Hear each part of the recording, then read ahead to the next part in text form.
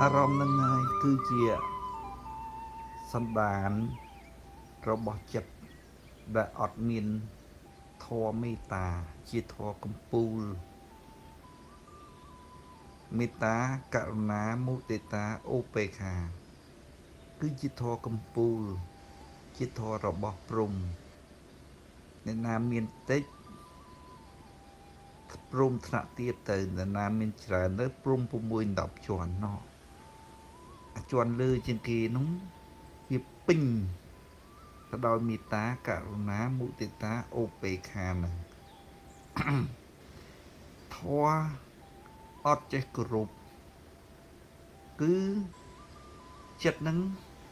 អត់ដឹងអារម្មណ៍គោរពគឺមេត្តាមេត្តាកើតចិត្តគោរពចេះគោរពសត្វដេឆានអត់ចេះគោរពទេដួងចិត្តវាអត់មានធម៌មេត្តាអត់គោរពទេវាមិនដឹងអារម្មណ៍គ្រប់យ៉ាងម៉េចទេពួកហ្នឹងពួកអាវេតពួកអិទ្ធិរមហ្នឹងវាអត់មានអារម្មណ៍គោរពទេអារម្មណ៍គោរពពូទេអ្នកចូល LDP ទាំងអស់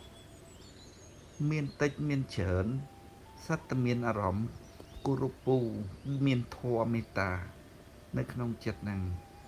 ដល់ពេលមនុស្សអត់មានធម៌មេត្តានៅក្នុងចិត្តវានឹកក្នុងចិត្តថាគោរពហ្នឹងគឺគោរពគ្នាដឹងបងដឹងប្អូនចាស់ទុំអីចឹងលើកដៃស្ពះសួរគោរពហើយវាមិនស្គាល់អារម្មណ៍គោរពទេអារម្មណ៍មេត្តាគឺការចិត្តគោរពអ្នកណាមានធម៌មេត្តាគឺមានចិត្តគោរពគេចំពោះគេណាដែលបុគ្គលគួរគោរពមិនមែនចេះតែគោរពទាំងអស់ទេគឺគោរពចំពោះបុគ្គលដែលគួរគោរពការចិត្តគោរពហ្នឹងគឺមានមេត្តាហើយចំពោះមនុស្សដែលអត់មានមេត្តាគឺវាអត់ចេះគោរពចំពោះអ្នកណាក៏វាអត់ចេះគោរពដែរហើយយើងច្រឡំថាអត់ចេះគោរពហ្នឹងច្រឡៅបើច្រឡំខាមិនមែនចឹងទេគឺថាវាគិតនឹងក្បាលថាគោរពហ្នឹងគឺត្រូវតែគ្រប់គ្នាបងប្អូនចាស់ទុំអីចឹងប៉ុន្តែវាមិនមែនជាចិត្តផុសចេញនៅអារម្មណ៍គោរពទេហើយមនុស្សអត់មានធម៌មេត្តាហ្នឹងគឺអត់មានអនុស្សាវរីយ៍ទៀតមនុស្សមានធម៌មេត្តាហ្នឹងគឺចិត្តមានអនុស្សាវរីយ៍មនោសញ្ចេតនាអាហ្នឹងគឺសត្វមេត្តាហ្នឹងការលះបង់របស់ចិត្តដែលមានមេត្តាគឺការលះបង់ទៅឲ្យបុគ្គលដែលខ្លួនគោរពហ្នឹងគឺមានអារម្មណ៍ថាបានអត់មានអារម្មណ៍អន្ទះអន្ទែងដូចស្អីគេនិយាយថាខ្ញុំលះបង់ដើម្បីប្តីខ្ញុំច្រើនណាគាត់ធ្វើបាបខ្ញុំអីណាហ្នឹងប៉ុន្តែខ្ញុំលះបង់គាត់ឲ្យគាត់ទៅធ្វើការងារដែលខ្ញុំមិនចង់ហ្នឹងប៉ុន្តែគាត់ប៉ុន្តែខ្ញុំលះបង់ដើម្បីគាត់អាហ្នឹងមិនមែនលះបង់ក្នុងចិត្តមេត្តាទេលះបង់ក្នុងចិត្តមេត្តាដូចពនាងពុំពីលះបង់ឲ្យប្រពុតលោកតប៊ូអញ្ចឹងណាការងារបំរើមនោសញ្ចេតនាគឺសบายចិត្តគឺពេញចិត្តទោះបីខ្លួនយំខ្លួនពិបាកយ៉ាងណាក៏ដោយគឺអារម្មណ៍មេត្តាគឺលះបង់ទៅវាអត់ពិបាកទេដូចពូអញ្ចឹងពូអង្គុយមើលអាងហែទឹកមើលអ្វីដែលពូធ្វើហ្នឹងគឺអារម្មណ៍ពូឃើញគេទាំងអស់គ្នាលេងទឹកលេងអីហ្នឹងពូមានអារម្មណ៍សប្បាយក្នុងចិត្តរបស់ពូមានអនុស្សាវរីយ៍ជាប់អញ្ចឹងគ្រប់រឿងទាំងអស់ដែលពូធ្វើការគឺធ្វើការដើម្បីបំរើមនោសញ្ចេតនារបស់ខ្លួននឹងជា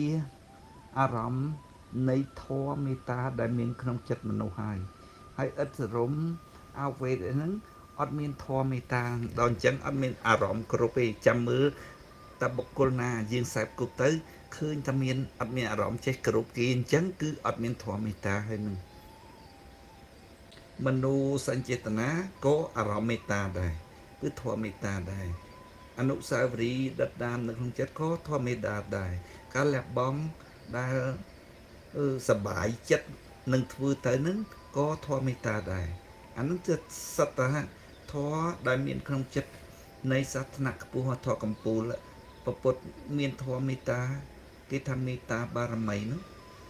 វាកម្ពូលអស់ហើយអត់មានធម៌អីច្រើនជាងនឹងទេមេត្តា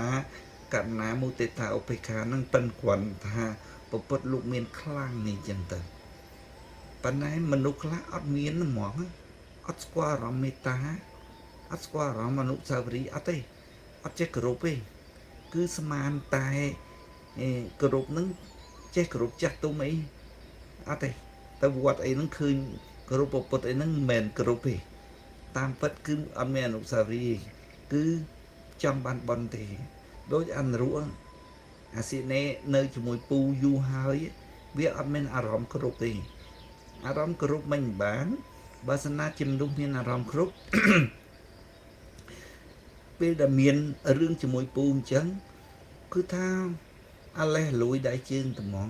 អត់ហ៊ានហ្មងអារម្មណ៍គោរពគឺអត់ហ៊ានបើពូខុសទៅវិញក៏មិនងាយចិត្តដែលមានចិត្តគោរពលងទៅហើយចំពោះបុគ្គលហ្នឹងគឺមិនអាចដកចិត្តមកវិញភ្លាមទេអនុស្សាវរីយ៍មិនអាចដកចិត្តមកវិញគោរពដូចយើងគោរពឪពុកយើងខ្លាំងគាត់មានគុណធម៌ដល់គាត់ធ្វើអីមួយដែលយើងខកចិត្តខ្លាំងខុសវាលេះលួយដៃជើងហ្មងមិនមែនតវឹងអញ្ចឹងតាំងពូអត់មាននឹងខុសផងមើលសិនេវានិយាយអាហ្នឹងឯងអត់មានធម៌មេត្តាមនុស្សអត់មានធម៌មេត្តាអញ្ចឹងមនុស្សមានធម៌មេត្តាចំណាំមើលវាមានអនុស្សាវរីយ៍ជាមនុស្សដែលមានមនោសញ្ចេតនាជាមនុស្សដែលមានការលះបង់ចំពោះមនុស្សដែលខ្លួនស្រឡាញ់មនុស្សដែលខ្លួនគោរពដោយអត់មានសោកស្ដាយអត់មានពិបាកទេគឺធ្វើការងារលះបង់នឹងដើម្បីបម្រើមនោសញ្ចេតនារបស់ខ្លួនដែលមានចំពោះបុគ្គលដែលខ្លួនគោរពឬស្រឡាញ់ហ្នឹងអាហ្នឹងគឺធម៌មេត្តានៅក្នុងចិត្តសាធនៈខ្ពស់បំផុតដែលមានមេត្តាហ្នឹងព្រមវិហារធម៌ប៉ុន្តែគាត់ថាព្រមជាន់លើជាន់ក្រោមអីចឹង6 10ជាន់នោះណាមានខ្លាំងទៅខ្ពស់បន្តិចទៅអញ្ចឹងណា